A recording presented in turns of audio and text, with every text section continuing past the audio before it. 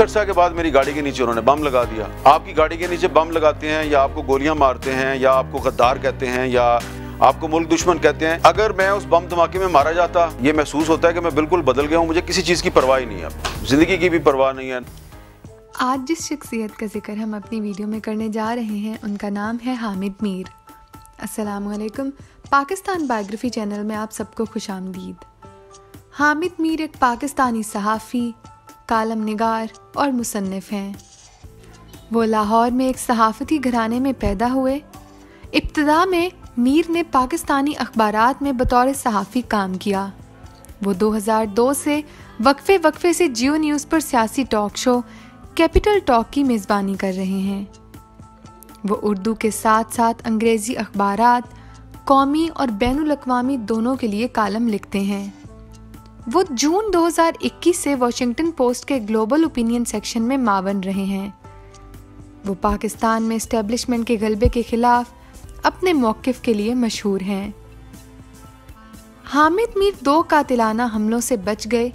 3 बार उनके टेलीविज़न पर पाबंदी लगाई गई और आज़ादी सहाफ़त और इंसानी हकूक़ के लिए अपने मौक़िफ़ की वजह से वो 2 बार अपनी मुलाज़मत से हाथ भी धो बैठे हैं। हम अपनी वीडियो में आगे आपको हामिद मीर के इब्तदाई कैरियर, उनकी ज़ाती ज़िंदगी और सहाफ़त में उनके किरदार के बारे में बताएंगे। तो अगर आपने हमारे चैनल पाकिस्तान बायोग्राफी को सब्सक्राइब नहीं किया तो जल्दी से इसको सब्सक्राइब कर लें। हामिद मीर दुनिया के वाहिद सहाफ़ी हैं जिन्होंने 11 सितंबर के हमलों के बाद उसामा बिन लादेन का इंटरव्यू किया था। अपने कैरियर के दौरान मीर ने मुख्तलिफ आलमी रहनुमाओं के इंटरव्यूज़ भी किए, जिनमें अक़वाम मुत्तहिदा के साबिक़ सेक्रेटरी जनरल बान की मून, अमरीकी वज़ीर ख़ारजा जॉन कैरी, अमरीकी वज़ीर ख़ारजा हिलरी क्लिंटन, बरतानिया के वज़ीर आज़म टोनी ब्लेयर, अमरीकी वज़ीर ख़ारजा Colin Powell, Nelson Mandela, Iran के सदर महमूद अहमदी निसाद, अमरीकी वज़ीर ख़ारजा कोंडोलीज़ा राइस, यासिर अरफ़ात, हिंदुस्तानी रहनुमा अडवानी, अफ़गानिस्तान के सदर हामिद करज़ई और इसके अलावा हामिद मीर ने जिन काबिल ज़िक्र पाकिस्तानी सियासी शख्सियात का इंटरव्यू किया है, इनमें बेनज़ीर भुट्टो, परवेज़ मुशर्रफ, आसिफ अली ज़रदारी, नवाज़ शरीफ, इमरान खान, मीर ज़फ़रुल्लाह खान जमाली और सदर आरिफ अलवी शामिल हैं। हामिद मीर ने शाहरुख खान और आमिर खान जैसे बॉलीवुड के बड़े अदाकारों का भी इंटरव्यू लिया है। हामिद मीर को पाकिस्तान के लिए काम करने पर सिविल अवार्ड हलाल इम्तियाज़ से नवाजा गया है। 2016 में इन्हें फ्री प्रेस लामहदूद की तरफ से दी हैग में सबसे ज़्यादा लचकदार सहाफ़ी अवार्ड से नवाजा गया। 2017 में इन्हें गवर्नमेंट कॉलेज यूनिवर्सिटी लाहौर में साबिक़ वज़ीर आज़म ज़फ़रुल्लाह खान जमाली ने बतौर न्यूज़ एंकर काम करने पर लाइफ टाइम अचीवमेंट अवार्ड से नवाजा। हामिद मीर जनूबी एशिया के वाहिद सहाफ़ी हैं जिन्होंने अफ़गानिस्तान, इराक, लबनान, शाम, फ़लस्तीन, बोस्निया और श्रीलंका में जंगों और तनाज़ात की कवरेज की है। इनकी जंग और तनाज़ात की रिपोर्टिंग के लिए इन्हें नई दिल्ली में 2010 में SAARC lifetime achievement award से नवाजा गया। हामिद मीर सलामती, इंसानी हकूक़ और आज़ादी सहाफ़त पर बैनुल अक़वामी सेमिनार्स और कॉन्फ्रेंसों में बाकायदगी से शिरकत करते हैं। उन्होंने Harvard University, Yale University, University of Oxford, London School of Economics और यूनिवर्सिटी ऑफ कैलिफोर्निया बर्कले में लेक्चर्स दिए हैं। आइए अब नज़र डालते हैं हामिद मीर की ज़ाती और ख़ानदानी ज़िंदगी पर। हामिद मीर ने 23 जुलाई 1966 को सियालकोट पंजाब में आंख खोली। हामिद मीर के दादा मीर अब्दुल अजीज़ सियालकोट से थे। मीर के वालिद वारिस मीर भी रोज़नामा जंग के कालम निगार थे और मीर की वालदा मुमताज़ मीर थीं, जो 1947 में जम्मू कश्मीर हिंदुस्तान से हिजरत करके पाकिस्तान आई थीं। इनके वालिद का इंतकाल 9 जुलाई 1987 को लाहौर में हुआ था और वालदा का इंतकाल 1993 में हुआ था। हामिद मीर ने गवर्नमेंट कॉलेज यूनिवर्सिटी और पंजाब यूनिवर्सिटी से तालीम हासिल की। मीर की शादी नाहीद हामिद से हुई है, जिन्होंने पाकिस्तान टेलीविज़न और एक निजी टेलीविज़न चैनल के लिए कई सालों तक काम किया। हामिद मीर के 2 बच्चे हैं। इनके 2 बच्चों और बीवी ने 2007 में सिक्योरिटी के मसाइल की वजह से कुछ वक्त मुल्क से बाहर गुजारा था। आइए अब नज़र डालते हैं हामिद मीर के सहाफ़ती कैरियर पर। मीर ने 1987 में रोज़नामा जंग लाहौर में शमूलियत इख्तियार की और वहाँ बतौर sub editor, reporter, feature writer और एडिशन इंचार्ज के तौर पर काम किया। 1990 में मीर को अगवा किया गया, मारा पीटा गया और एक घर में ले जाया गया, जहां इनके अफगाकारों ने इस तनकीदी कहानी के लिए इनका माखज़ जानने का मुतालबा किया जब इस वक्त के सदर गुलाम इसहाक खान भुट्टो हुकूमत को बरतरफ करने का मंसूबा बना रहे थे। 1994 में इन्होंने आबदोज़ों की खरीदारी का स्कैंडल तोड़ा। इस स्कैंडल में आसिफ जरदारी के कुछ करीबी दोस्त के साथ नेवी के कुछ अफसरान भी मुलव्विस थे। मीर रोज़नामे जंग से इस दिन मुलाजमत से हाथ धो बैठे जिस दिन इनका ये मजमून शाया हुआ था। मीर 1997 में अलकायदा के रहनुमा उसामा बिन लादेन का इंटरव्यू ले रहे थे। 1996 में मीर इस्लामाबाद में रोज़नामा पाकिस्तान के एडिटर बन गए, जिससे वो पाकिस्तानी सहाफ़त की तारीख में किसी भी कौमी उर्दू अखबार के सबसे कम उम्र एडिटर बन गए। 1997 में जब उन्होंने डेली पाकिस्तान में वज़ीर आज़म नवाज शरीफ की मुबैना बदउनवानी के बारे में एक मज़मून लिखा तो वो दोबारा मुलाजमत से हाथ धो बैठे। 25 दिसंबर 1997 को उन्होंने रोज़नामा औसाफ का बानी एडिटर के तौर पर आगाज़ किया। मीर उसामा बिन लादेन का इंटरव्यू करने वाले पहले पाकिस्तानी सहाफ़ी थे। इन्होंने पहली बार डेली पाकिस्तान के लिए मार्च 1997 में मशरक़ी अफ़गानिस्तान में तोरा बोरा पहाड़ों के एक गार में बिन लादेन का इंटरव्यू किया। मीर ने मई 1998 में कंधार बैनुल अक़वामी हवाई अड्डे के करीब एक खुफिया ठिकाने में औसाफ के लिए दूसरी बार बिन लादेन का इंटरव्यू किया। मीर 11 सितंबर के हमलों के बाद बिन लादेन का इंटरव्यू करने वाले पहले और आखिरी सहाफ़ी थे। इन्होंने 8 नवंबर 2001 को काबुल के करीब एक नामालूम मुकाम पर डॉन और औसाफ के लिए तीसरी बार बिन लादेन का इंटरव्यू किया। मीर मशरक़ी अफ़गानिस्तान गए, जहां उन्होंने दिसंबर 2001 में तोरा बोरा पहाड़ों से उसामा बिन लादेन के फ़रार की तहकीकात की। मीर ने अमरीकी बमबारी के दौरान बिन लादेन के गारों का दौरा किया। मीर ने यह भी इल्ज़ाम लगाया कि ये अमरीकी हमायत याफ्ता शुमाली इत्तेहाद के रहनुमा थे, जिन्होंने भारी रिश्वत लेने के बाद बिन लादेन को महफूज रास्ते फराहम किए। उन्होंने उसामा बिन लादेन की सवाने उम्री के अलावा रोज़नामा जंग में हफ्तावार कॉलम भी लिखे।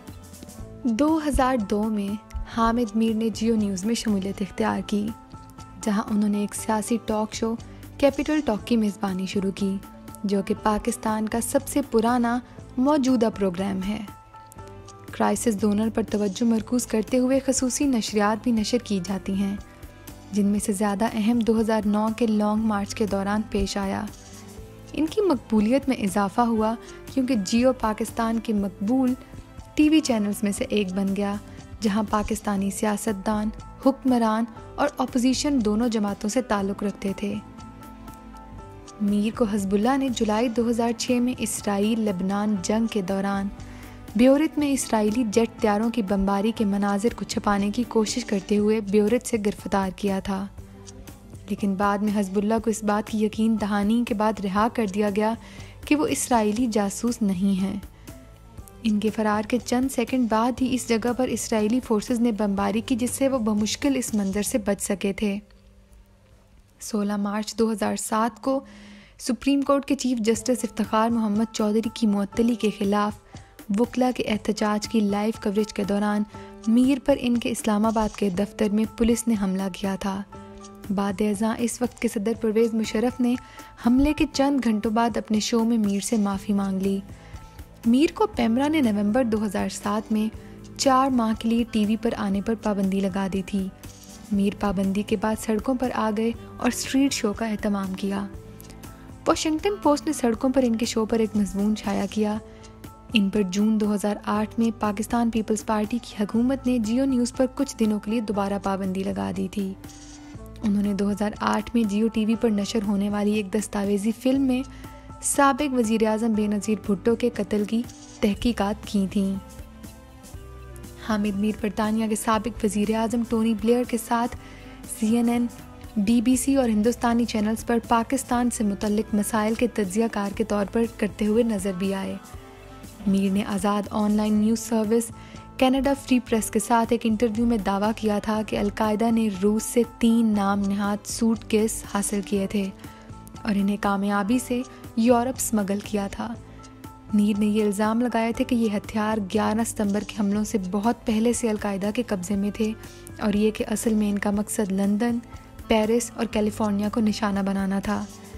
मीर ये भी दावा करते हैं कि अलकायदा के अमेरिका के अंदर 23 स्लीपर एजेंट्स हैं और ये कि इन दहशतगर्दों के पास पहले ही 6 डर्टी बमों के लिए काफ़ी ताबकार मवाद मौजूद है। हामिद मीर ने जबरी गुमशुदगियों के मामले को उजागर करना शुरू किया तो इनके खिलाफ जाली मुकदमात बनना शुरू हो गए।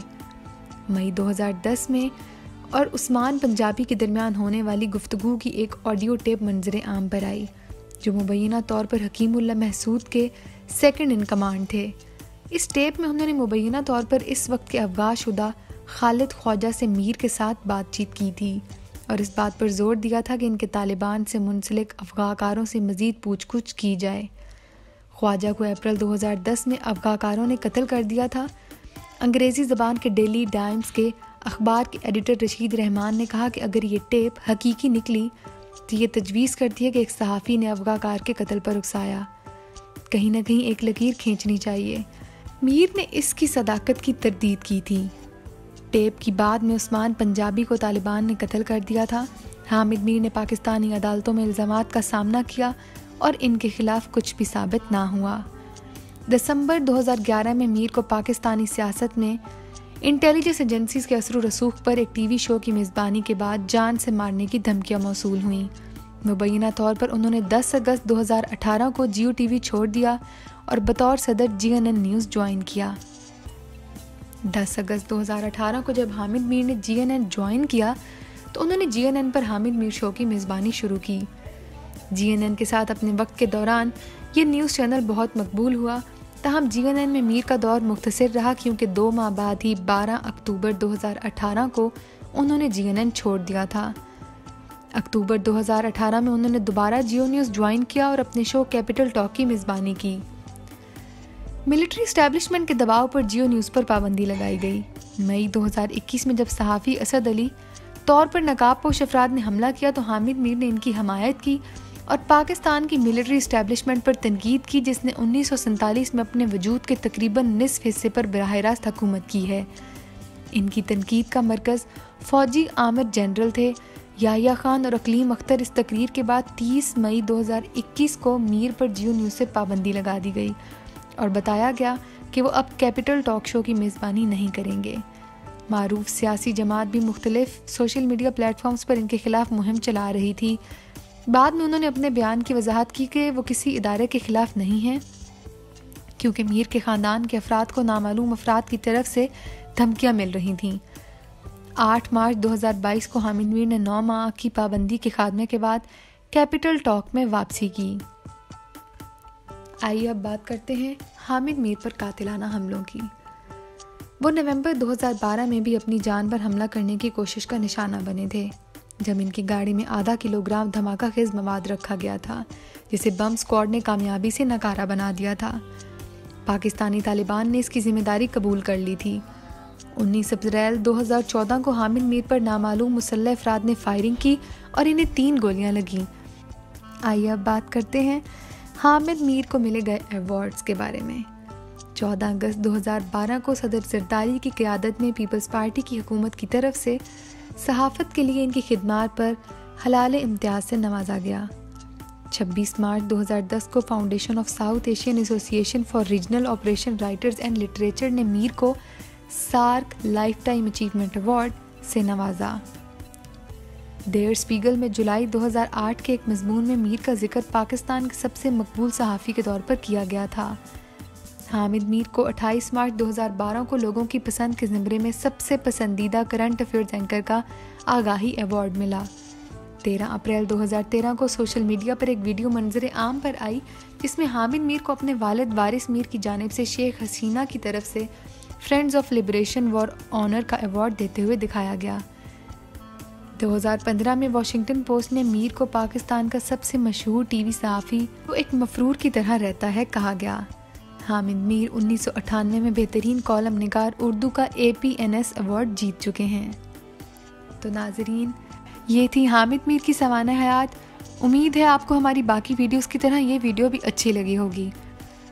अगर आपको हमारी वीडियो में कुछ भी मालूमात ऐड करनी है या अपना फीडबैक देना है तो हमें कमेंट्स के ज़रिए ज़रूर बताएं। हमारी इस वीडियो को लाइक और शेयर ज़रूर करें और साथ ही साथ हमारे चैनल पाकिस्तान बायोग्राफी को सब्सक्राइब ज़रूर करें। बहुत शुक्रिया।